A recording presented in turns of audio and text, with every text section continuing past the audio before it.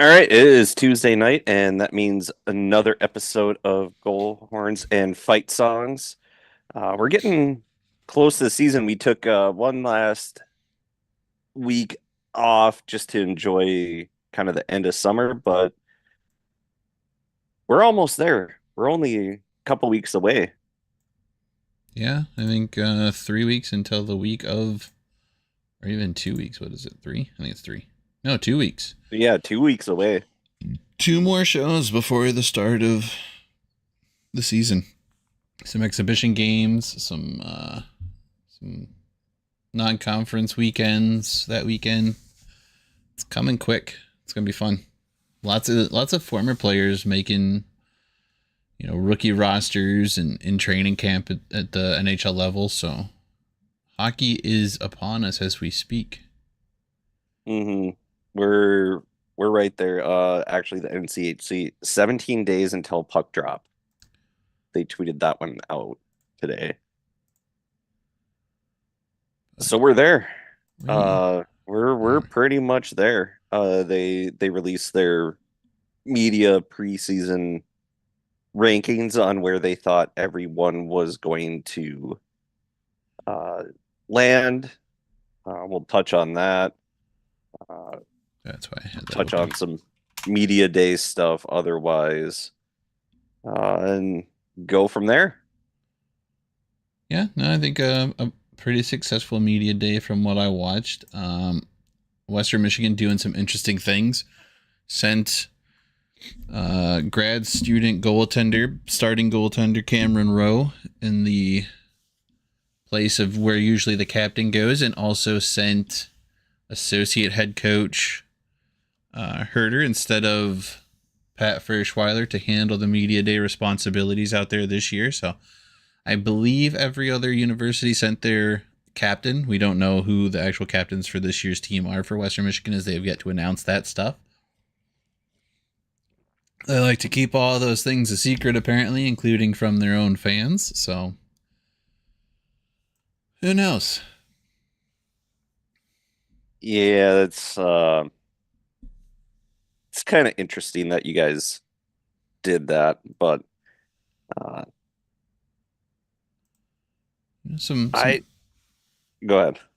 Well, I mean, it depends on where the conversation goes, but I was just going to get into some fun goalie captain stats. As far as the NHL goes, there have only been six official goalie captains, seven total, if we count the most recent, who was Roberto Luongo, who served as the Vancouver Canucks captain in 2008 and 9, or yeah, the 2008-9 season and the 2009-10 seasons. Um, but he was not technically considered the team's captain during games. In fact, he didn't have the C on his jersey. He had it painted onto his mask. It's that right at the bottom on That's the pretty front. sick. Yeah, That's actually pretty. That's a sick move. yeah.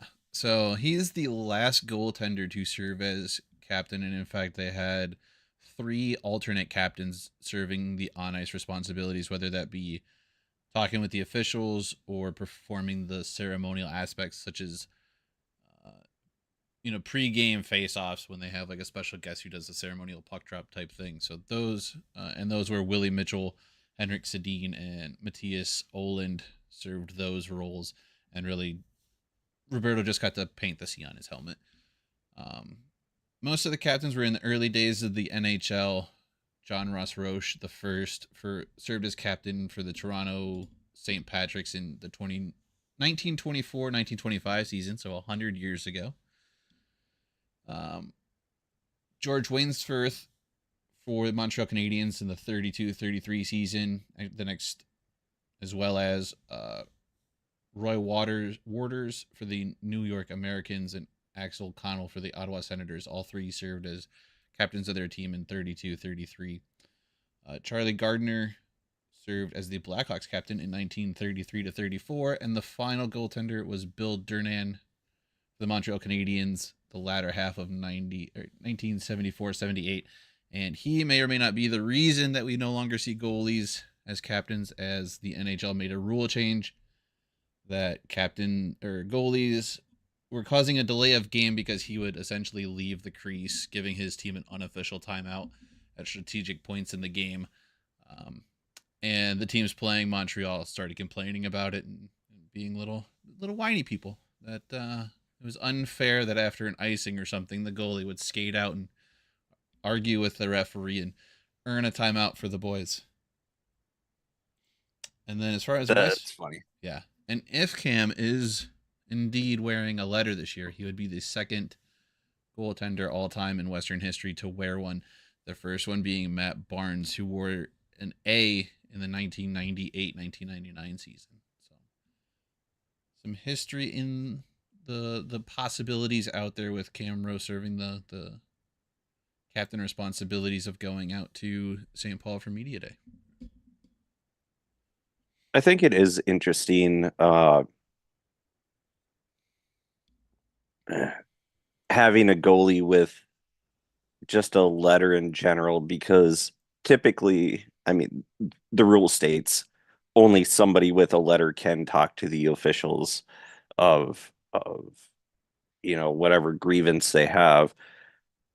But sometimes you get caught out there when you don't have a captain or an an assistant captain out there. They can't really talk, and then the coach has to yell and pisses everybody off. With a goalie, they're out there all the time, so they could technically go and talk to the official about something that the team has an issue with, but at the same time, they're not going to know what the team has an issue with. It might just be a personal problem on their part that they want to talk to the ref about. And they do that all the time. I think goalies, they They're have they're constantly a, chatting with the refs and linesmen after plays, eh, in yeah, the zone. You know, if they're waiting for an icing call to be made, and they might be sending a couple messages back and forth, or while the refs collecting the puck from around the net or whatever, or checking, make yeah, sure you the freeze they freeze the puck, the linesman comes in, or you see it all the time on the mic'd up moments with uh the referees in the NHL. They're just chatting up the goalies, and the goalies can bring up whatever. I think there's a different level of respect between officials and goaltenders than there is officials and skaters. And not to say that they don't respect each other, it's just there's a different relationship, I think. And I guess, like, really, if you think about it, what difference does it really make if it's a goaltender skating and talking to the ref, as opposed to, like, you said that maybe there's not a player wearing the letter on the ice at the time, but the next shift he's out there, he's going to go and skate to the ref on the next puck drop, and then we're still going to have a conversation, as opposed to a player who's literally always on the ice talking to him, skating over to the ref, or even just skating back to the crease. Like, I don't know that in today's game it would really make that much of an issue, and they were just trying to find any reason to take away any advantage that I guess Montreal was seen to be getting. But And when there really is no advantage. The only difference is instead of skating across the rink, they're skating the back goalie to the has to net. say vertically, and it's what 2 seconds each way, Yeah. 3 seconds each way. There's no real advantage gained except for maybe 5 6 seconds extra on a potential timeout that they're gaining their guys, but yeah, I don't see anything wrong with it. I actually think it's pretty sweet. And I think people think captains need to be their best player. That's how it kind of seems to go, but it doesn't necessarily need to be your best player. You want the people that lead your team the best. Yeah. Uh,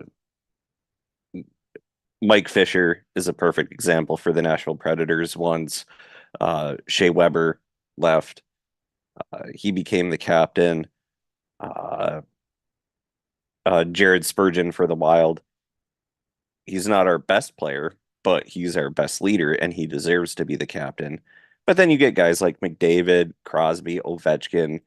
Uh, Connor Bedard is probably going to be a captain here fairly soon. Uh, didn't hurt in Chicago that Jonathan Taves was also he was pretty good at hockey, but he wasn't Patrick Kane. Yeah. But still, he was up there.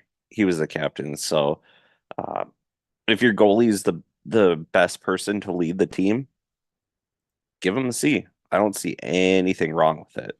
No, and I mean, I guess it depends on how how the captains are determined. If they're determined by the coaching staff, and that's who the coaching staff believes deserves it, or if they're voted on by the players, or some kind of combination thereof, like the coaching staff nominates guys, and then the players vote for who gets the C and who wears, the A or whatever, like that. It at least allows everybody the opportunity to be in that spot, and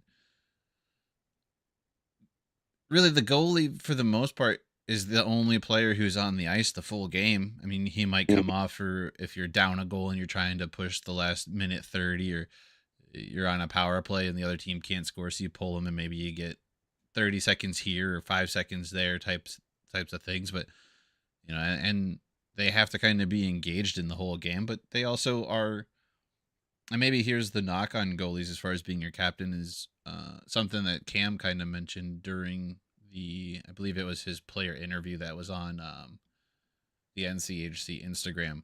But like, it might have been there, it might have been somewhere else too. But he was being interviewed and said that, goalies kind of, they're a part of the team, but they train by themselves. They do different workouts as opposed to position players. They have different warm up routines, um, different drills that they're doing during practice. So that they may not necessarily always be around every member of the team, but I think their work ethic is something that can translate. And if it's something that propels other players to put the work in on off ice or play a little bit differently during the game, then it's something that should be rewarded with, that position of being a captain or an alternate captain or an assistant captain, whatever you think those letters happen to mean. Yeah, I agree with that. Um, yeah, it'll be interesting. See what Western does. I also do think it's weird that you're not like you do as well. It's weird that you haven't really announced who your captains are, and I mean, shit, it took to uh, the last week of August to announce our actual roster. So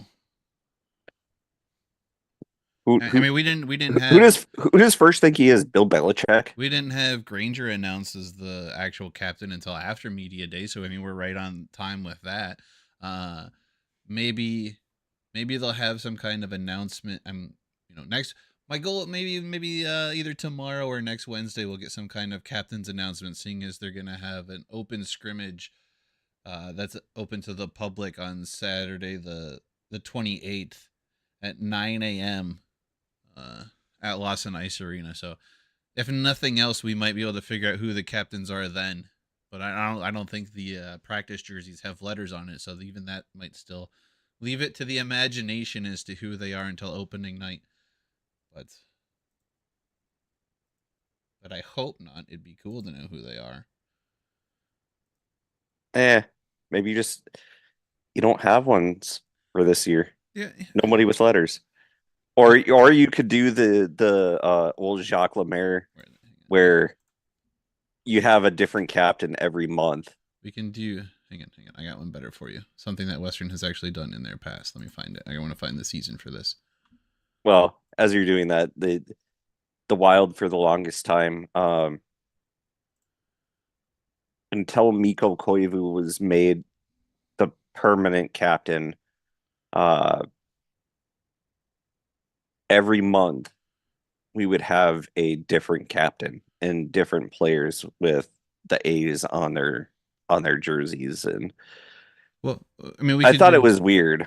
we could do what they did during the 1977-1978 season and just have game captains, much like some football teams do, or I baseball. mean, yeah, we kind of did that Not in even go high. by month. Just go every weekend or every game. It's a new captain and alternates. Um, We we did that for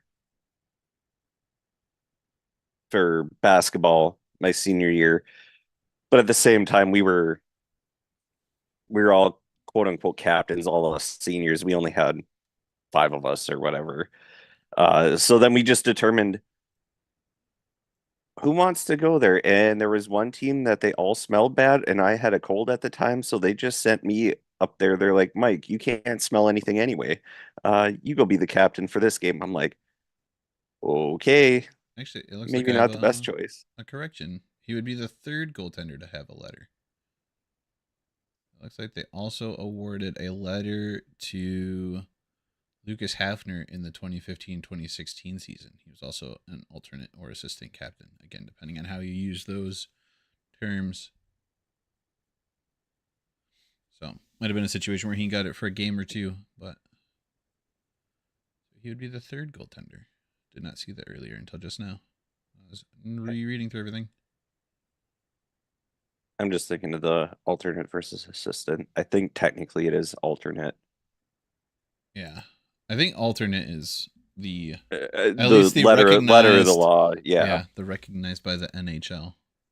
Assistant, maybe the more colloquially used term. Yeah. Fucking listen to that big word I just threw out there. I'm surprised you got through it. That's impressive. So I'm very proud of you.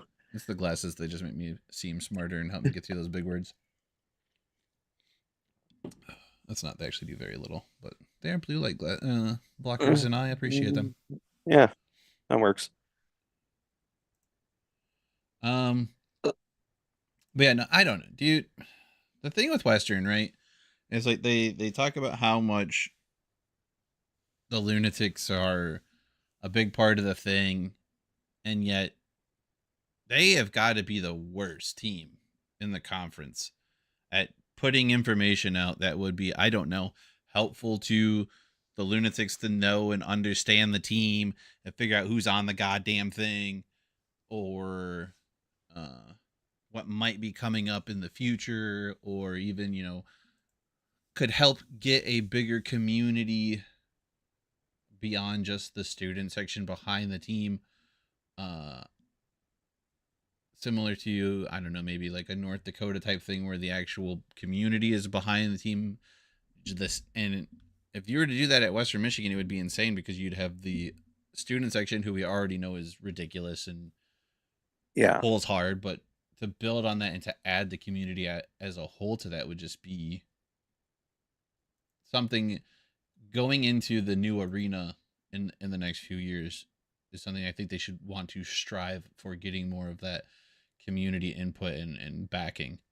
But I think there are a few teams within the conference that they don't do as good of a job social media wise or marketing into the community. Like, I know UMD, they don't do a very good job either. There's not a whole lot when you go up north. I think there's one billboard when I'm driving up towards Duluth that says you're now entering Bulldog country. Well, if the games weren't on TV and I didn't stumble across them every once in a while if I'm up there, I wouldn't even know there was a Division One hockey team. Uh, you you need to make like football, like basketball, you need to make the players a part of your community and make sure that the people know that your team exists, number one, but these kids are also committed to that community. And I think North Dakota does a really good job. Yes, they are a premier program, but so is UMD, so is St. Cloud, so is Denver. There's a reason this conference is as good as it is. They're just not, I don't know if it's a hockey thing or what, but the communities they're in, they're not taking advantage of getting the actual community backing them other than a North Dakota. And well, I mean, even 2 weeks ago, uh, uh, Tristan, like it is like that was the most people that we've out at a game. Like, where did they come from? Denver, one of the most storied programs in college history, they struggle to get people because just don't. There's no outreach. Well, I mean, I don't. You're also looking at comparing, at least with North Dakota. I mean, that's literally all there is there. All they have is Yeah, North Dakota, uh, be it football, hockey. Um, I would say that hockey is the bigger sport, one, because of the proximity to Canada and then the popularity of hockey in that region in general. Um, Football, they're not a D1 football program. I think they're FCS they're maybe. yeah they're Um, FCS because they're rivals with NDSU. Yeah, but I mean, their football team has done pretty well and competed for some championships within that conference. But that's not the big like that's not where you want to be as a college football program, for better or worse. Like you want to be FBS, you want to be Big Ten, SEC, Big 12 potential. I mean, you really want to be SEC if you're anybody in as far as college football goes. So you're Or at least if you're not going to be in the FBS, you're going to go to the rival school down, 2-3 hours south in Fargo instead of Grand Forks. yeah. If you look at a place like Minnesota Duluth, you have Minnesota proper or whatever you want to call it. Um, Minneapolis, what I don't know, the fucking Gophers, right? Yeah, yeah, Drawing yeah. attention as far as college football wise goes and drawing eyes that way. You have a Gophers program who I would say is behind the Bulldogs as far as history goes in success rates, but they're the big name school in the state. You have competition with St. Cloud, uh, Minnesota State, um, St. Thomas here now. You're close to the Michigan border, so you have But Michigan Tech in northern Michigan and Lake Superior State all in that area, drawing fans from the yep, surrounding and areas. there's Um, also Bemidji. Bemidji, yeah. If Wisconsin to some degree, they might draw some Yeah, attention. Um, if you're Western Michigan, you've got the Red Wings, the Blackhawks, the Grand Rapids Griffins, the Kalamazoo Wings. That there's a couple of teams in Indy that aren't too far from Kalamazoo. There's the other sports teams at the university, the football team, the soccer team, which has been really, really good lately, both men's and women's. The volleyball team last year was incredible. Men's and women's basketball, all these sports that draw attention, and yet somehow the student section that is the most concentrated and dedicated and consistent from game to game, from opening puck drop to the last blow of the horn, is the student section at hockey games. Like the hockey program does something right that the other programs don't do. Uh, Football games, you might have a student section there for the first quarter or the first half. If you're lucky, by the third quarter, no matter when the game starts, it could start at noon, 3:30, 7. If it's a Tuesday, you'll be lucky to even have fans after the first quarter, student wise. Um, but they don't stay the whole game. Tailgating is more the activity of a football game. Basketball games, if they go out at all, it's a slim crowd at all. Um, but again, they don't do the stuff to promote and engage at the level that I think they should.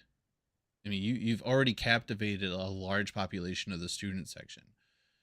Like, you have to be able to maintain that and build that to draw in the community, because the community engagement's not nearly as much as it is from the student side. And then I get your university, your priority should be the students, the student athletes, the student sections, but it's still the community as a whole that supports the university all year round and makes donations to the programs and buys season tickets and does all these other things that our students go to games for free. They're not making money when yeah, 2,000 students claim tickets and stand outside for 3 hours.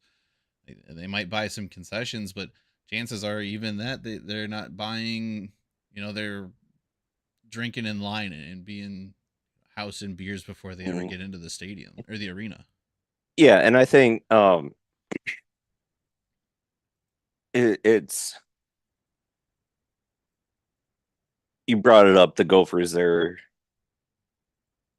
they're a big deal for all the other sports, but uh, most people, when it comes to hockey here, they go for their team. And yeah, yes, I do know a lot of North Dakota fans from where I'm from, but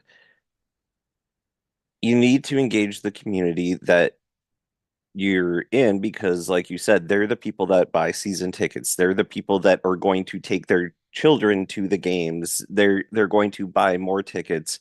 And a lot of these places, like a Bemidji, a St. Cloud, North Dakota, Duluth, there's a lot of small communities. But if I had wanted to go to a Bulldogs game when I was going to high school, it's an hour drive. That's not that big of a deal, but you want to make it affordable. You want to be have them invested in you as a fan just as much as you're invested in them. And a lot of these schools don't do it. And Western Michigan's doing kind of the same thing where, there's some rural communities around there, 45 minutes away. What do you want to do on a Friday night or Saturday night? Oh, wait, we have a college hockey team that's actually pretty damn good. Oh, well, if I would have known that for the last 10 years, might have gone and done that. But people don't do that No. because they don't even know the team exists. Yeah, I mean, outside of probably those who have gone to Western, I mean, and or have lived in the community for years and years and years, but I think even the majority of those are people that went to Western at some point. Like I stayed in the area because one, my wife got a job right out of college in the area, but a big selling point was the fact that we could still go to Western hockey games when we were looking for houses and stuff out of college, or looking to where we wanted to spend, our adult lives. And rather than look for something somewhere else, we decided, we're going to stay in Kalamazoo. We like the area. The university is here. We like supporting the university and going to games. I would put Western games like on par with really any pro sport environment that I've ever been to, if not exceeding the large Yep. majority of them. Yeah. Uh, and Kalamazoo does things in general that we're happy about it as people building a family and wanting to live a certain lifestyle. The potential for our daughter to have free college if she stays in Kalamazoo schools for her educational process. Like that's a huge selling point and helps a middle class family out a little bit more. But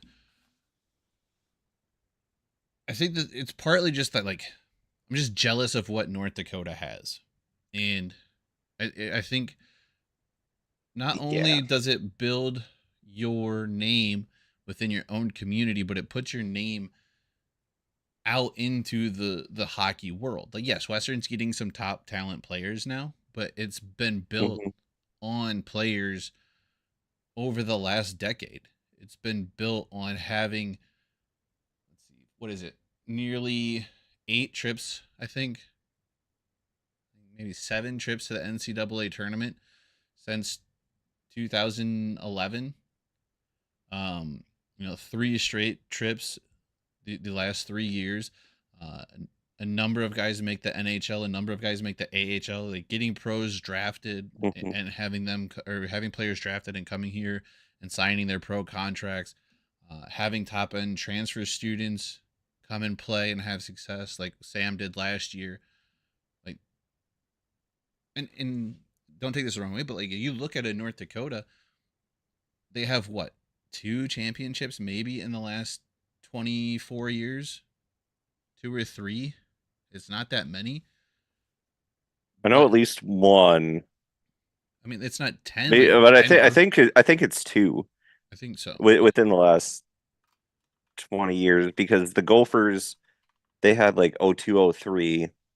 I think North Dakota had one I know they have one early with. on, and then they had one in like it was 2015 or I think it was 2016. I know they because have they had moved down one to the cities in in the NCHC. as a member of the NCHC. Yeah, I think it was 2016. They have had two since 2000. Their championships came in 59, 63, 80, 82, 87, 97, 2000, and 2016. I was right, 2016. Um, But the way their name exists in the college hockey world, you would think, I mean, 1, 2, 3, 4, 5, 6, 7, 8. I mean, they have 8 championships, but you'd think they have 15, 20. I mean, no, it's 10 for Denver, 9 for Michigan, 8 for North Dakota. I mean, they're up there in the upper echelon of teams, but their name has become like Alabama football, uh, except without the results. Kentucky basketball. Like, yeah, it's more of a Kentucky basketball when Coach Cal got there. Like, they don't have the results, but you know them as, oh, this is a place to go. Well, that's North Dakota. Yeah, you go there because it's the atmosphere is great. You go there because the facilities are great. You go there because they're North Dakota and they're a premier hockey program. I mean, it's they're listed up there with, BU or BC, and while they may have, I think, potentially more championships than those schools, but again, like, it's if you look at the what have you done for me lately, their ability to draw players should be lower than what it is. But it's because you've got a guy like Brad Elliott Schlossman who literally has their name in 17 different websites at any given moment, who's writing articles daily about college hockey, who's promoting former players. They have guys in the NH, their name is all over the Stanley Cup, whether it's Hmm. Jonathan Taves or um, TJ TJ Oshie, Oshie, Zach Parise, even Zach though he didn't Parise, win a cup, like Brock Besser potential, he's is a guy yeah, who could potentially be added to that list. Like, they do things there that helps build the program and get their name out there. That I mean, even Denver kind of doesn't do the greatest job of, and there's and they're constantly listed as a number one team in the country. Or I mean, they have two, three titles in the last, three of the NCHC's championships, I think. and that's the thing too. We just went through North Dakota, like guys that we could think right off the top of our head. Brett Hull is the most famous player that played for UMD. After that, oh, who's really of note? Western Michigan. I mean, if Um, you're it depends on how deep you go in the world of hockey. Though. I mean, if you're looking at yeah, if you at least go to the AHL, you've got guys like Hunter Shepard, who's a two-time uh, Calder Cup trophy winner with the Hershey Bears the last 2 seasons. Um, who was it? But yeah, I mean, outside of the NHL, it, it's really like Brett yeah, Hall, and then there's this huge drop off. yeah. Like for the average fan, like the community, Denver. I mean, I don't really know Denver hockey players, but Jason Zucker is one that I think of for being the top. And now Zeev Buyum, that he was a draft pick, but that's also because I pay attention to that more. Western Michigan, who's the one guy that played for the Red Wings? I mean, so from Western Michigan, you have names like Dana DeKaiser, Luke Witkowski, Yeah, Jordan Osterley, who's still in the league, floating around. but it was Wade Danny Allison just DeKaiser. went That's to who. the KHL. Ronnie Addard's still in the Philly organization. Hugh McGing is in the St. Louis organization. Has had a little bit of time up in the NHL. Ethan just signed a one-way contract with the Caps, I think he's got a two-way this year and a one. I think it reversed to a one-way next year or something weird. I don't know. His contract's kind of weird, but but he's got a chance to make it out of camp. Sam Colangelo, who spent only 1 year here, but he's got a chance to make it out of camp with uh, Anaheim. Like, but my point is these are names that people aren't going to know where you go just the average household from North Dakota. We named Taves, Parisi, Oshie, uh, uh, the Cam Johnson has there's lit up the like ECHL, I think, with 3 straight fucking championships down there. Like it's just these household names are coming from that program, Half even half if the results aren't there. half the Ottawa Senators. Um, Yeah, damn near the whole team. you know, I mean, they're even putting their coaches in the NHL. I mean, not he's not anymore, but Yeah, but I mean, he tried twice. he had a better stint with St. Louis or not St. Louis, Seattle than he Seattle. did with Yeah, Pittsburgh. But I mean, like, Philly. He was with Philly. yeah, Philly, my bad, not Pittsburgh. Yeah. But those are the thing, like, but those names are put there because reporters mention their names. Hmm. You know, the people who know the guys from Western who made the league are the same people who follow Western hockey and have season tickets and see the names or the jerseys around the ice. Yeah, like, there is that marketing. Like Perunovic, he won the Hobie Baker a few years ago. Guarantee you, there's so many hockey fans that have no idea who he is, where he's from, where he played college, anything. Partly because he's always hurt, but I mean, no he offense, was not marketed. yeah, and no offense to your program, but honestly, and I partly bring this up because they're getting ready to retire his jersey, but the most famous UMD hockey player in the last like 5 years was unfortunately Adam Johnson because of what happened to him. Hmm. Like, and I don't mean that in a disrespectful way. I'm just stating the fact that like his name was everywhere and everyone knew he had played at UMD because they showed him in his UMD sweater. They showed him in his Pittsburgh Penguins sweater. They showed him with his English team or whatever league he played Yeah, the in, Nottingham Tigers or Panthers. some big cat. Yeah. And they're getting ready to retire his jersey, so his name's coming back up and the AHL made net guards mandatory for this season, I believe. Yeah, he probably is the most famous. There are guys that have made it, like Carson Soucy. He's made a solid career. Uh, Coolman. The hope There's is, another guy I can't think of. Mikey Anderson though, uh, Joey Anderson. They've both played. I think Mikey still on the Kings. Alex Iafallo. He's had a solid career, but there are also names that unless you followed it, you're not going to go know they played for UMD. yeah, You're just being like, oh, he's on the team. yeah. And Ryan Fancy kind of fell off. I'm not sure where he is. I think I mean, he was somewhere because he didn't he have a goalie goal in the last couple of years in one of the lower leagues, or Yeah, got he into a did. fight with somebody. He did something. I remember seeing his name somewhere. Yeah, he had something But go on. but I think Hunter Shepard's really the closest who's got a shot at being the next pro guy from UMD. Either that or the forward that you guys just lost, who was your entire offense. Don't remind me. It's no, I already forgot his name. I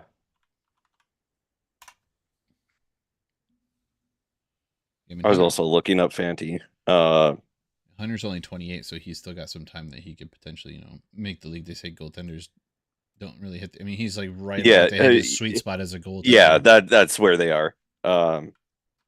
Fanti's with the Syracuse Crunch. Okay, made it to the Yep, AHL made it then, to the A. part of the Tampa Bay Lightning organization. Yep. He's also with the God Bakersfield Condors. dang it. What was it? Ben Steves. Yeah. There it is. I was like, I'm gonna think of it at some point So I mean, because he was the only one that scored a damn goal. yeah. But I mean, Denver had Bobby Brink a couple years ago, who absolutely tore up the NCH or the NCAA, and Hmm. had a little bit with Philly. I'm not sure what he's done. He was hurt at one point. See what his numbers are. Yeah, he's bounced between the AHL and the NHL. He played 7 games with Lehigh last year. Or no, 13 games with Lehigh and 57 games with the Flyers. So bounced between the Yeah, two. I mean, 23 points with the Flyers is freaking not a bad year. especially with how bad they were. Yeah. So that's a guy from Denver who's has a potential to make a name for himself. Colorado College has put some guys in the league. Um, the, Hmm. the the big name out of Omaha is Jake Getzel. I mean, that dude's got his name on Yeah, the cup. He was one of the he, highestly touted free agents in this year. Before ending, getting traded from Pittsburgh to Carolina and then signing with Tampa here at the during free agency. Like that's a name yeah, everybody was hoping to get on their team. he, he's a stud. That was a great great player to come out of Omaha. Um, And I think Omaha does a pretty good job of like, I mean, granted, it's mostly the guys that we've met through doing this who do something similar to represent their team. I mean, their team specific, but I mean, I think the Mavs hockey guys do a great job. Brent's done a great job of promoting his team. mhm. Um, I suck at social media, so I do what I can when I feel like it. But I'm god awful at social media, so it's not like I'm really helping anything. Um, And I just don't have that much desire to do that much social media other than scrolling through mindlessly. Um, but yeah, it's the Arizona State guys. They promote all the time. Uh, I guess that does bring up a good point where sometimes fans and people like us that just do this for because we want to, because we have a passion for the game, we could do more. But I think it mostly falls on the schools well, for those and things. I mean, I think there's also so many avenues in which to get to the NHL that they don't necessarily do um, a good job promoting the college path. Like if you turn on a football game, the first drive, what do you see? You see player introductions on the offense and the defense, and they say either the college they get to pick what school they say they went to, but 99% of the time it's the college they graduated from, unless they're a foreign born player or uh, Or they're Jared Allen, yeah the Culinary Academy. or That's still one of my favorite ones. well, I think Puka Nakua like said his elementary school. Yeah, there's some guys that do that, which I love. They'll mix it up and like they'll record like a few of them and whatever one plays it plays, but it might be like their elementary school or their middle school. Uh, but you don't get that in the NHL, and maybe part of that's because it has this developmental league, but you don't learn unless you deep dive the players or they're a highly touted player. You don't learn what school they went to, or if it's because you know the NFL has the draft where you're drafting players from these colleges and they say from the University of whatever, taken in the first round with the seventh overall pick from the University of blah, blah, blah, so and so. Well, in the NHL, you're drafted and then you potentially go to college or you go play juniors in Canada or you play in European leagues. Like, and then you might filter in and you play in the ECHL or the AHL or the NHL. Yeah, and that actually I was just thinking about that. Uh, how much of it has to do with football and basketball? You draft guys out of college, they're playing Yeah. right away. You see them, you know they're going to play right away. Baseball and hockey, You could be drafted and not you're be seen by your drafted. NHL team for 5 years, Yeah, if at they all. they draft you out of high school. They have your rights. Okay, you go, you spend 3, 4 years in college. Then you go to the AHL for 2, 3 years. Well, I forgot you even played for my team. Like all of a sudden your name pops up and it's like, oh, hey, I remember that guy. Uh, but only if you pay attention. Nobody knows. And maybe that's why basketball and football are like college basketball and college football are more popular because they know who they're watching could potentially be on their favorite pro team that next year versus college hockey, college baseball, even though it's a high level. They, all right, well, we'll see in 7 years. if at Like all. Yeah. I might be dead by the time you're on the team, but good for you that you got drafted. It's just so rare that you get a Connor McDavid, a Connor Bedard, and Austin Matthews Well, I mean, where yeah, and none of they the don't go to the minors. but those guys. Well, Matthews kind of did. He played in Europe. Yeah, but it I mean, but they just didn't like go. they're They didn't not go to the spending a couple AHL. years. Yeah, they're not spending a year or two in the A before going up. They just kind of Well, I think show up and I also think all three of those were they couldn't actually play in the AHL. that I could think be. I think I don't the know. AHL and the ECHL have like an age limit. So like if you're one of these players who's drafted at 18 or 19 years old, like you literally the only options you have are to either play in Europe for a little bit or play in like the juniors in college or play college. Like you don't Hmm. have the ability to be drafted and then as an 18 or 19-year old and play. Like the ECHL is legitimately like 21 and up. Is like the rule of the league. I think the AHL is the same thing. And that's why it was kind of like that was the joke about Bedard basically last year was like, oh, his mom didn't want him to get an apartment in Chicago because they didn't know if he was going to make the team.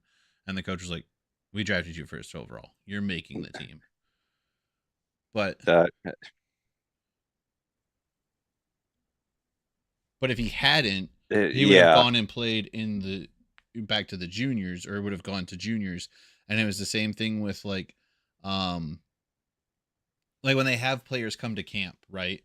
and Hmm. and they Yeah, don't that they that don't they don't make the team out of camp, so they either go to Europe or they go to the juniors because they can't like I think at that point they can't technically go to college because of what they've already done.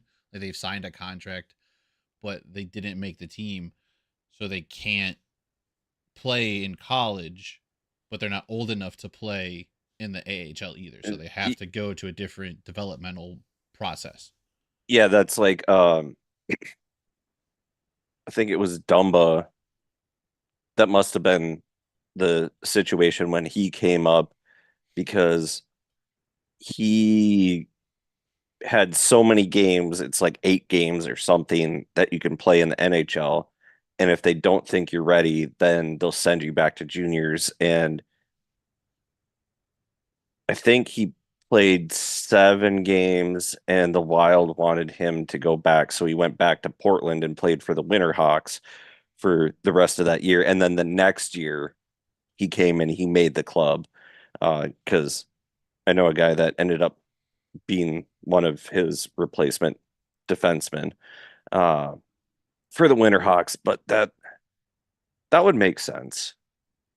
Yeah, I think anyway. Don't hold me to that, but I'm pretty sure based I'm on going to hold you to it. You what said it, I've so I'm holding you to it. what I've read and heard and my basic understanding is that's how you end up with guys who are like, how Michigan had so many like top picks in their program was because like those guys weren't necessarily old enough to be part of the pro organizations outside of the NHL team, and the NHL team either didn't have space for them or didn't think they were quite ready, so they played college hockey for a year or a couple years, and then were either old enough or went straight to the league. Because remember, like college kids also come in older.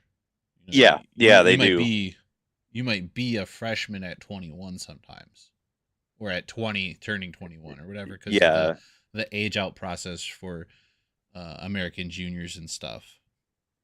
Well, and that's a lot of the kids here they'll go they'll go to juniors their junior year of high school or senior year of high school. Sometimes they finish out, but like Casey Middlestad, he was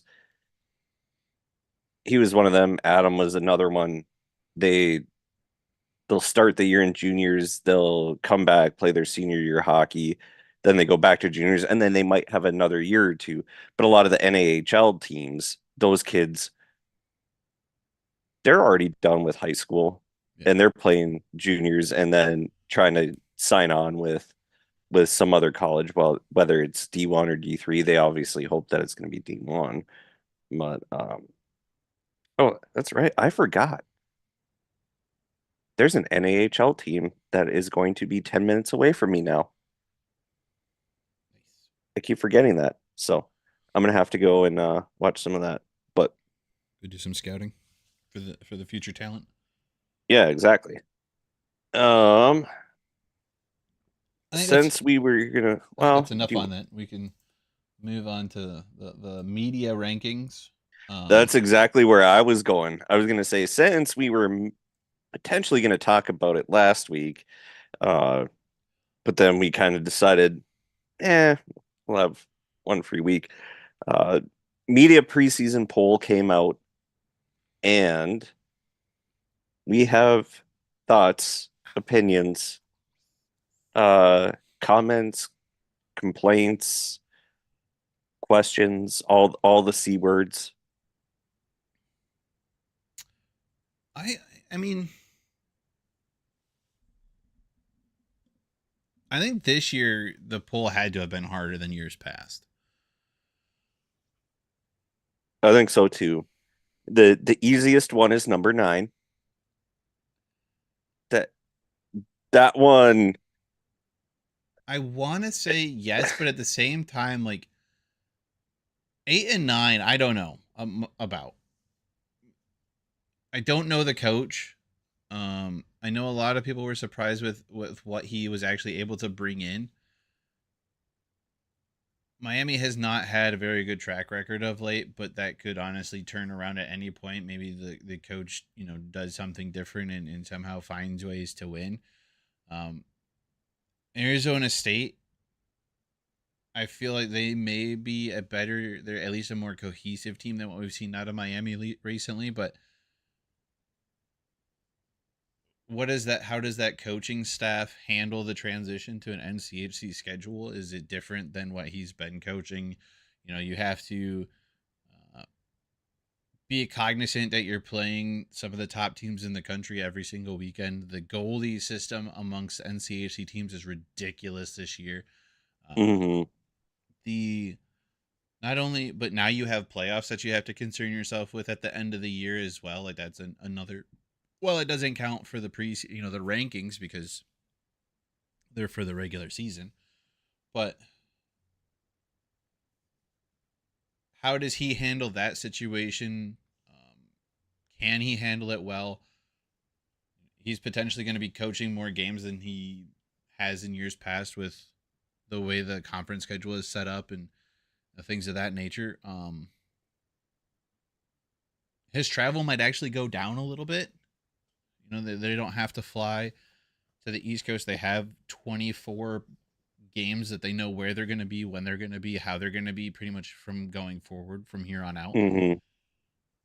So that they might be able to keep their players a little bit fresher just due to not having to go East Coast so much. Yeah, Um, true.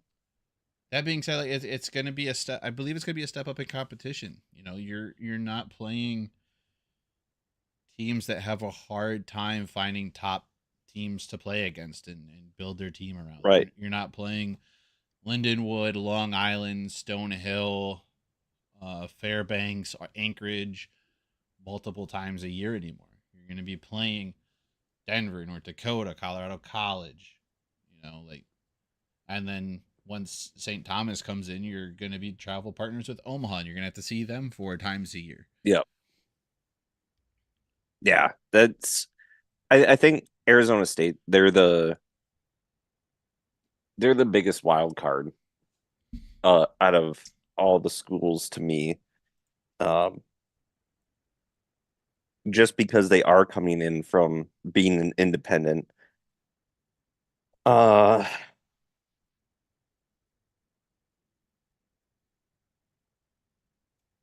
as much as I hate to say it, I think number 7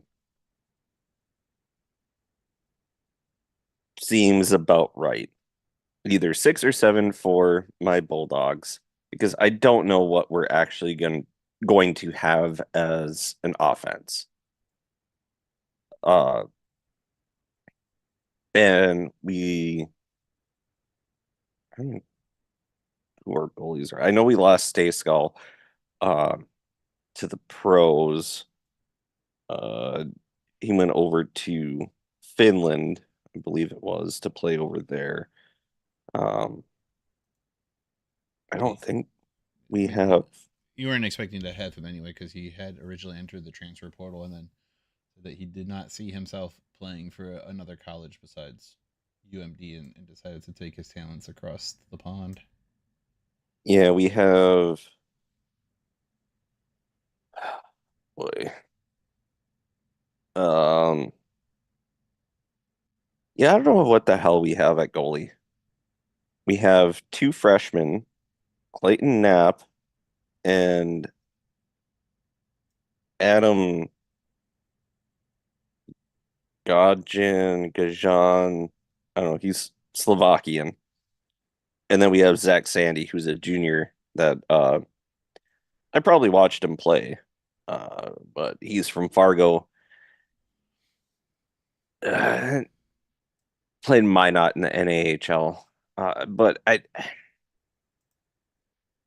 think sixth or seventh, sorry, seventh seems about right because I don't know what we're gonna have in the net. Defensively, I think we're gonna kind of struggle. And then offensively, I don't know what we're gonna have. We do have some good freshmen coming in Shagabe and then Zamplan.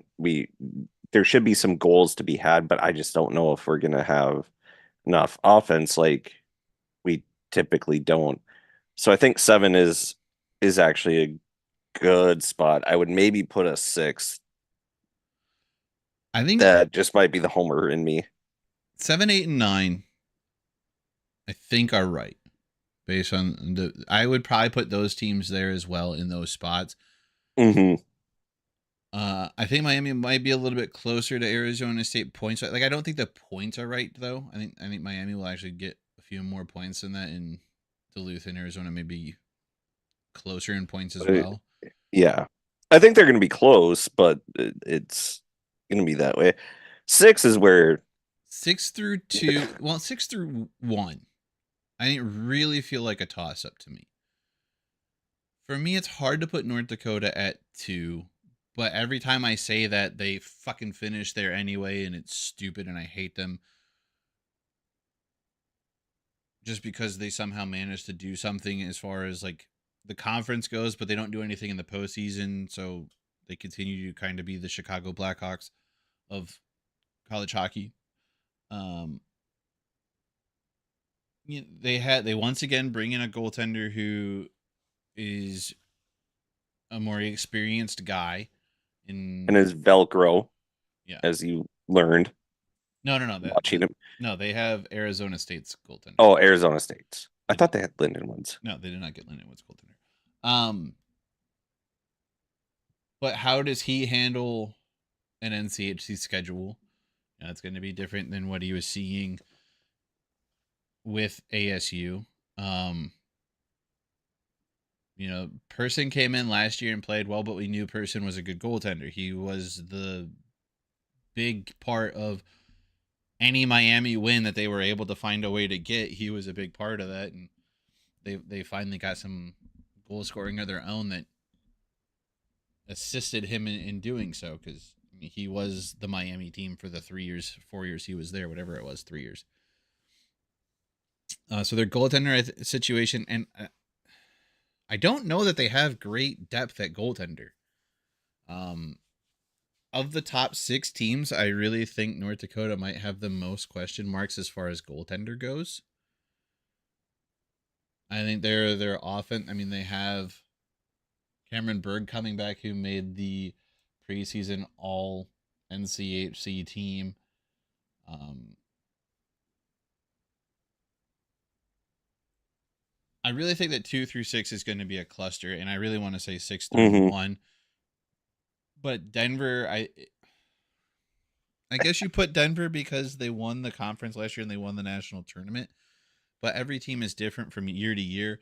They do get Matt Davis back, who came in and played really well at the beginning of the year last year, had some injury issues in the middle of the year, came back strong and took that team to a NCHC Frozen Face-Off Championship, took the team to an NCAA championship, played hard, played well. They did lose some players as far as skaters go. You know, they lost the older Shea Buyam. They lost Hmm. Rizzo. Yep. They lost some big pieces, but they got big pieces back. King came back. Um, Carl is still the coach there. He's done a great job with that team. They're consistently 1 or 2 in the NCHC, so it's hard to argue against them being there again. Hmm. You have arguably the Hobie Baker winner and Zeev coming back, um, which I still I wish he would just sign the damn contract and come here. Uh, but I think, You would be okay with that for multiple reasons, and I'm okay with that for half as many of them. yeah, We would get him out of the NCHC. yep. And you would also get him with the Minnesota Wild organization, so it'd be a two for you. Whereas, you know, You as a just want him out of the NCHC. as a Red Wings fan, I got rid of Carter Mazer out of the NCHC, but I got him in my organization, and we got Shea Buyam out of the NCHC, and he's a part of the Red Wings organization. So we're doing all right with pulling guys from other teams and getting them to the Red Wings organization, and knowing that they're going to be good players in the pro ranks. So Yeah, we're doing our part in Detroit to help the Broncos. All right. I think though Denver for me, as I was thinking about this the past week, they were the no-brainer number one. Um, just what they had last year, what they're bringing back, the talent that they're bringing back.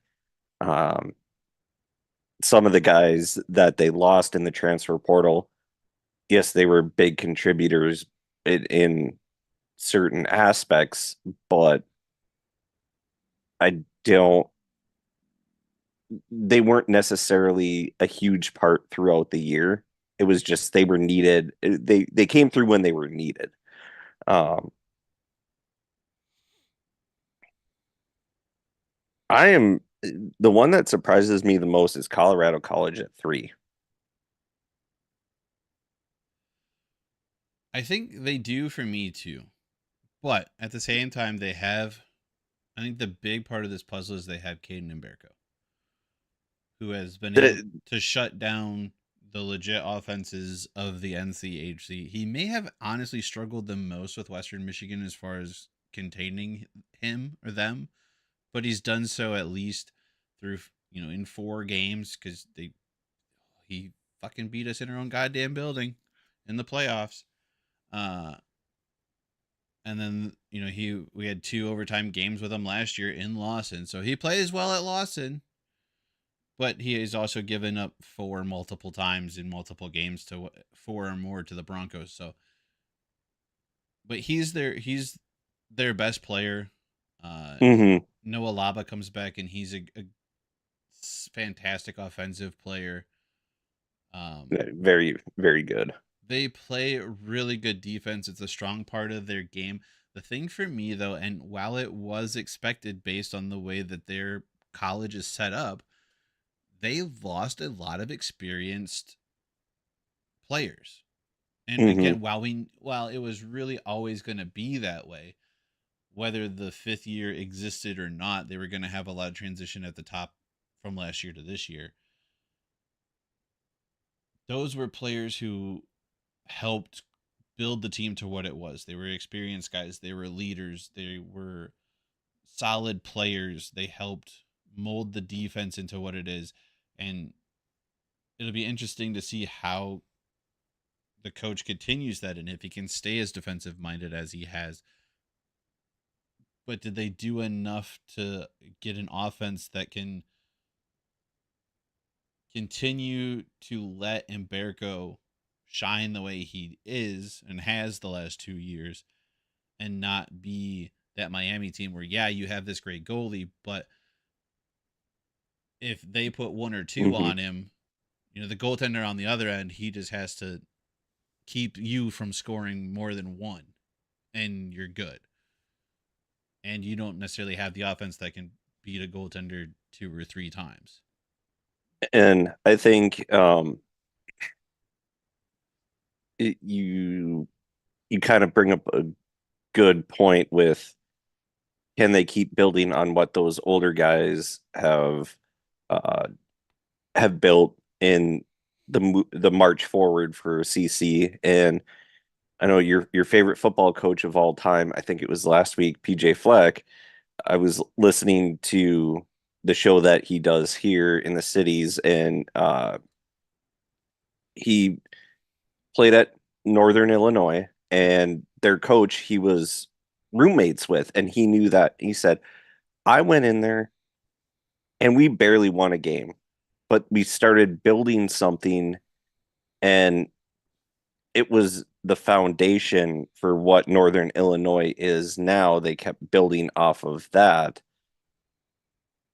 Is that what CC is going to do? Where what these guys have built, are they going to build back up to what they were 14, 15, 16 years ago in the WCHA when they were a powerhouse? You did not want to play CC. Uh, but I just don't have the confidence in them to be number three. Um,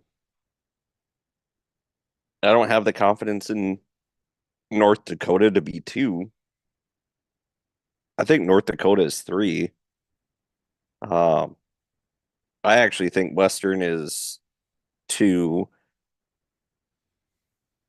I would put CC at five or six, and then St. Cloud at four. But St. Cloud lost a lot.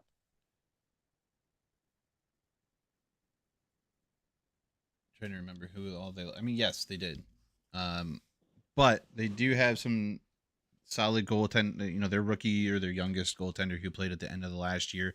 He played. Hmm. He played really well, earning some playing time there at the end of the year. Like I said, they have the skaters who can compete. Four feels a little bit high to me for them. Omaha kind of feels I think I would switch Omaha and St. Cloud. Omaha four, St. Cloud five. Yeah, I think. I think, but I think that's going to be kind of between the two teams. I think that's going to be like 2 years ago when it UMD and St. Cloud literally came down to the last game as to who was going to be four and who was going to be five. actually, what I would I probably do is I would probably go Denver, North Dakota. Oh, I can't put. I'd probably leave the top three the way they are, to be honest. And see, this is the thing: is there's so much movement here, but I don't think I have a lot of question marks for Western until I see the team play. They lost 16 players. They replaced 16 players with 10 freshmen and 6 transfer ins.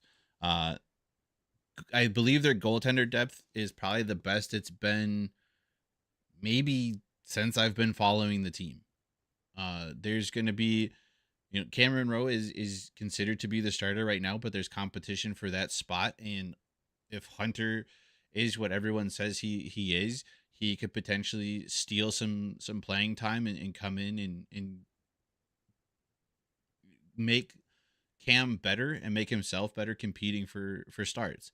I don't think Western returned a single line from last year. I mean, they have the bits and pieces that they could form a line of returning players, but as far as legit line chemistry and guys who played together on the same line, I don't think they return a single line or defensive pair from last year. Um, so the lines are going to all be mixed up. The coaching staff has shown an ability to get the best out of players, and bring these new guys in and have them compete and take roles and be significant players in the system. But there's a lot of transition for this team. So I so there's a lot of questions for Western Michigan and what they can do. Can they be more defensively minded as the offensive powerhouse that they are, because they played themselves out of position quite a bit the last couple of years, and Cam got burned on some plays because of it. If they can be intelligently offensive and not get burnt defensively, they could be in a much better position and they could compete for those 1, 2, 3 spots. That's why I hate preseason polls, because I want to see the team. I want to know how the lines look. I want to know how they're playing together, and you really don't get that until maybe 2, 3 series into the year. You don't get it from the exhibition game. You don't get it Hmm. necessarily from the first 2 games, but look at a series or two and you'll start to understand who the team is, how they play, what the lines look like, and there might be some adjustment period in there, or they might change up lines. Like Western changed up their lines quite a bit last year, more so than they have in years past too. Like Ethan, the original starting line or for Western Michigan was Ethan Phillips, Luke Granger, and Dylan Went. The final top line or starting line was Alex Bump, Luke Granger, Sam Colangelo in the final couple weeks of the season.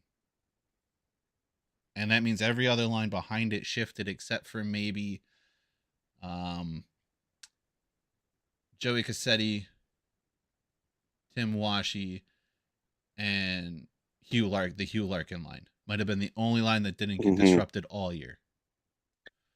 Oh, and I think you're spot on with uh, just any preseason poll, or you could probably say any poll throughout the year where it's there's always question marks as to why is this team not ranked higher, or why is this team even ranked, or why are they ranked as high as they are. But it is tough because you don't know what the teams are, and we're sitting here saying, okay, yeah, Miami is pretty much a lock at 9, which they should be, but who knows? They they could surprise everybody. Arizona State could be last. UMD, all of a sudden, we find more than one goal scorer, and we actually have an offense, and our goalies are pretty good. We end up at number 3. You don't know until you see the teams, and you have definitely been consistent on saying that, where you see the guys coming in, uh, transfers and freshmen.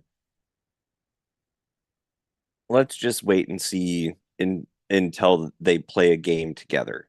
Then I can make a determination. And I think that's what most people should do, but a lot of people don't do. I mean, the the polls are fun It's talking points. and all Yeah. that, but my preseason ranking polls and my in-season game picks are on completely opposite ends of the spectrum. I have been very bad at preseason polls, but So have I. as far as actually picking games or series, I think you and I have shown to be pretty solid. I think above like We a were both we were well above 500. yeah, I think we were flirting with almost, 0.75 hit Yeah. percentages. We were at least 2/3 to the win. Batting 666, if not somewhere closer to 700. So And I think I maybe had one or two. I was 1 or 2 games ahead of you. I wasn't very far ahead of you, and that was just probably spite games where I'm like, you know what? I'm just gonna pick differently than you just so I can try and gain something. or it Um, was fluke games where Miami actually fucking beat Western for the first time in God knows how long. yeah, but they're talking points, these preseason polls and even the power rankings throughout the year, or actual rankings. Uh, everybody needs something to talk about, and this gives people something to talk about, especially leading up to whatever season it is for the sport. Damn it. Let's give him something to talk about. Just got stuck in my head so hard. I hate that song. It's in there. And I You're can't welcome. You're welcome. I can't get it out. Say just one word and it just like Velcro in there. The little fly just hit the spider web. I would go just so we have it on record. I'm not going to write it down, but uh my preseason poll, I have Denver, Western, North Dakota, St. Cloud, Omaha, CC, UMD, Arizona State, and Miami. Okay. So If we're going that we have to do this, I will go Denver 1, North Dakota 2, only because every time I say they're not going to fucking be there, they somehow manage to be there, even though they have no business being there at the beginning of the year. Now, if I ranked the teams at where I think they are sitting currently based on what I know about them, it would not be the same as this stupid prediction. So suck it. it's on record. We have it on film. So it's recorded. I think I'm going to put Western third like you are. I think you had them two, but I'm going to put them Yeah, three. Adam too. Yeah, at the top. I'm going to put them three. One, I think they have really good goalie depth between Cam and Hunter coming in.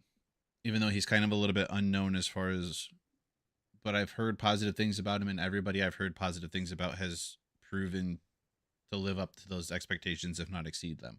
So I'll give him the benefit of the doubt. I think if they're stronger defensively than they were last year, 3 could be the minimum of where they end up. They have, once again, First is going to have to figure out how to make the offensive go. Losing, but they've done that in the last 3 years. They know how to turn over a roster and get yep, production. that's why I have them at 2 is the coaching staff. They've now proven over the last couple years that they can get the offense to produce. Their defense scares me again, but that's just because I haven't seen much of a defense in the last couple years, and I want one. You're like Vikings fans and kickers. I think Colorado College at 4. No. Sorry, Colorado College. Where am I at? 4. 4 is Omaha. I think Okay. they're slightly ahead offensively than what Colorado College is.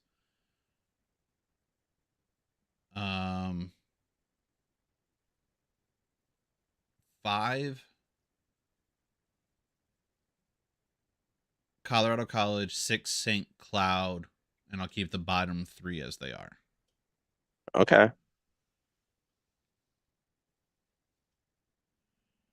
Yeah, I can see reasoning for that, especially your North Dakota reasoning, which I just find Every hilarious.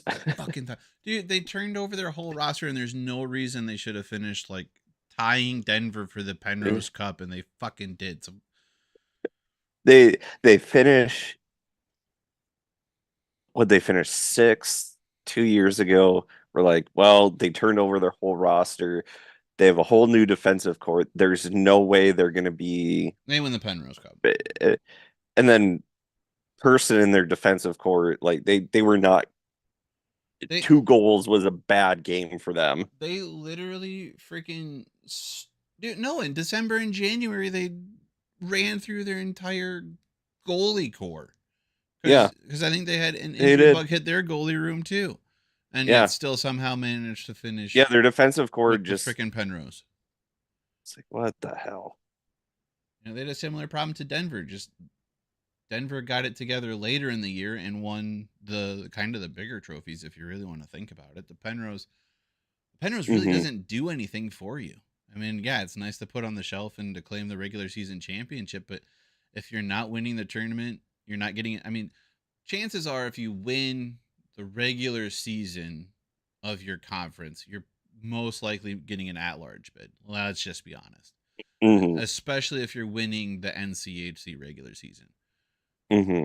But outside of that, if you're winning the Frozen Face-Off tournament, now you got the auto bid, and then you win the trophy that everybody wants to win at the end of the year, the NCAA tournament. And I think I think UMD, we were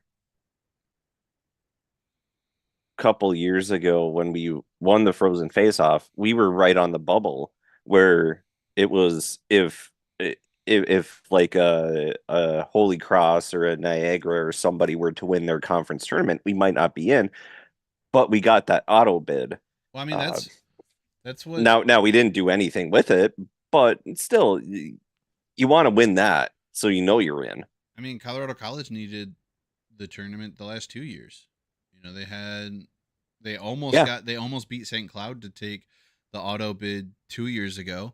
They Hmm. If they had made the Frozen Face Off finals, chances are they probably would have made the tournament this last year. Um, and they got bumped by two teams that were lower seeded and stole the conference. And I think And I mean, the we've said it on the Penn, show. Now the possibility is extremely low, but Miami having one conference win last year could have made the NCAA tournament if they had gone on the most unprecedented run of all time. yeah, it is possible, and I think the Penrose in what next year or 2 years from now, can't remember when the lease comes up on the X for the Frozen Face Off. This is the last year of Okay, the Frozen so Face Off. Next year they go to yeah, okay, I home could, seeding for the playoffs. yeah, I couldn't remember if it was next year or 2 years from now. Um, that's going to mean a little bit more, but it's still not going to like winning the Penrose. So then you know you're going to be at home, but it's still not going to mean as much as actually winning the Frozen Face Off to get that auto bid. Yeah. Especially if you're a team that is a lower seed and you upset somebody and are able to make it there and then destroy everyone else's hopes and dreams in the nation, like the East Coast teams do, Yeah. is they just hate us. Well, I mean, it's hard to say that they ruined dreams when was it 7 of 11, 6 of 11 championships have been claimed by the NCHC. And what, It's 6 out of the last 8 or 7 out of the last 9, something like that.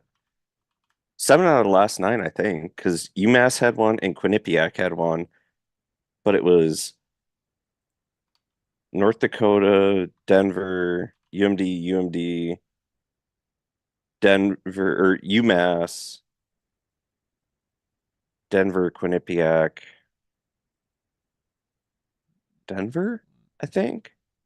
At least 6 out of the last 8. But I'm pretty sure North Dakota won it when when I moved down here, and that was 9 years ago. I just might be missing one.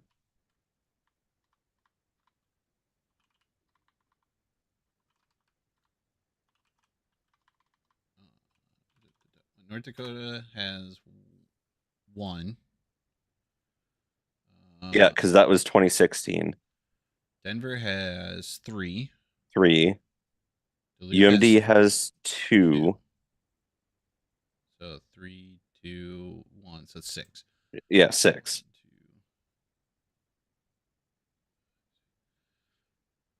Yeah, so Yeah. I don't So remember who won in 2015, we have but 6 of 10.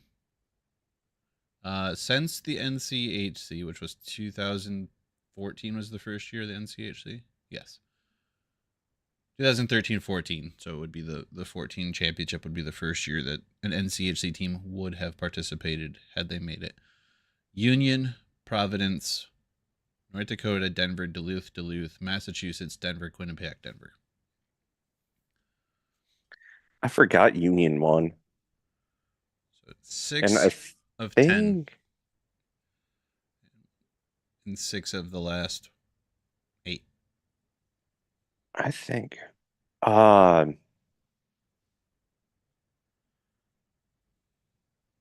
who did who did Providence beat?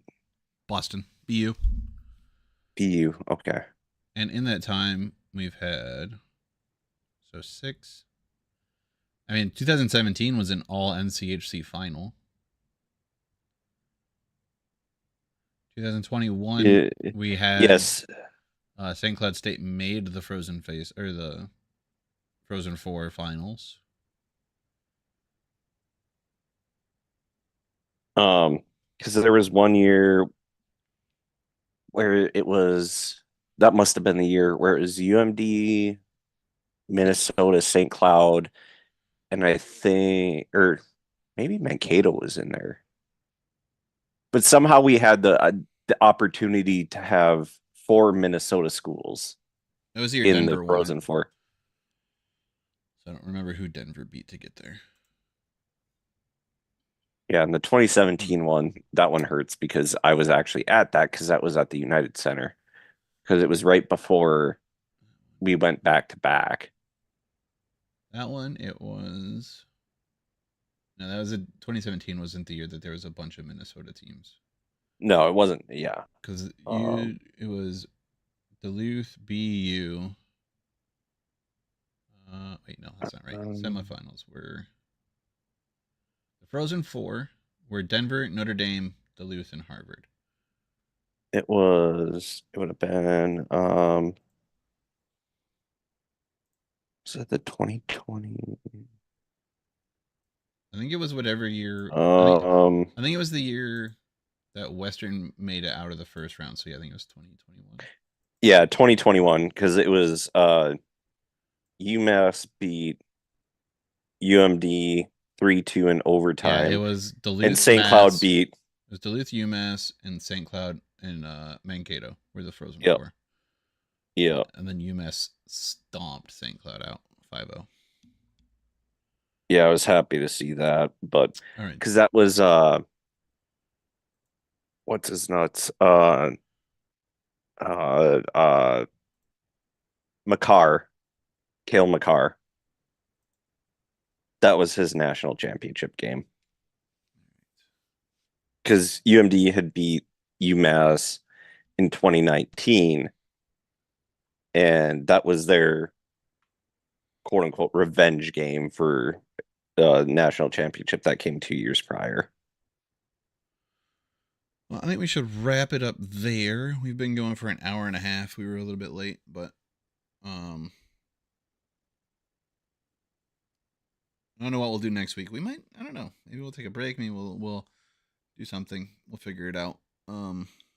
Yeah, we don't know until we can actually start watching games. The first we have a guest, at least should have a guest. Allegedly's, allegedly's. Yeah.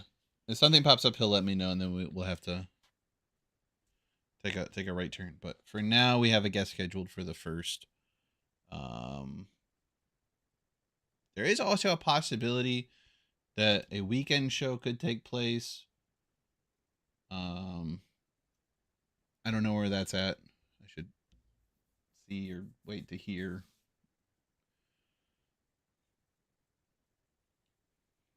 Yeah, it's a possibility as There's long an as it's not during my cousin's wedding. when is that? Um, in October at some point. It was supposed to be this month because I'm pretty sure their season also starts soon in Europe. So Yeah, then we'll be fine. it'll be harder to get guests during the hockey season one because I don't like bugging people into it's the hockey season. So Unless it's Trevor, then we just yeah, we bug him when we bug even him whenever we want. but even he sometimes has games on Tuesdays and such. So again, Yeah, finding guests is sometimes harder during the season, but but we're we're still fine to bug him. yeah. We're just like, hey, what are you doing?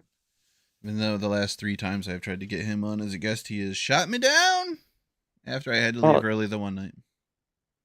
you know, he now is engaged and he wanted to have dinner and be a good fiance. Listen, I'm not saying he didn't have good reasoning. Okay, that was never the argument that I was making. I'm just saying I have failed multiple times, and it's starting to hurt my insides. Well, you should go use your bidet then. Are your feelings hurt or are they injured, buddy? That's a Letterkenny reference for you if you didn't know. Yeah. Uh, my brother will use that on his girlfriend. It's like, but it's more of, are you hurt or were you just surprised? Are you hurt or are you injured? Um, my favorite is still I wish you weren't so fucking awkward. But again, That's me, my life. that'll do it. There's some Facebook or yeah, Facebook. We're not on Facebook. There's some YouTube things that you could do. There's a like, subscribe, dislike, a share. If you thought the conversation was worth showing to somebody else, if you want to take part in the conversation, you can always leave a comment. If not, whatever, cool. There's some Twitter handles, X handles, some names on some websites that have been sitting below our pictures the entire show. There's one for the show scrolling across the bottom of the screen at some point. I think the Gmail account, email if you want to send an email, is scrolling down now. It is. That's the one. Um, yeah, I think that's it. I don't know when the next episode will be. It could be next Tuesday. It could be in 2 weeks. So who knows? Just stay tuned, I guess. See ya.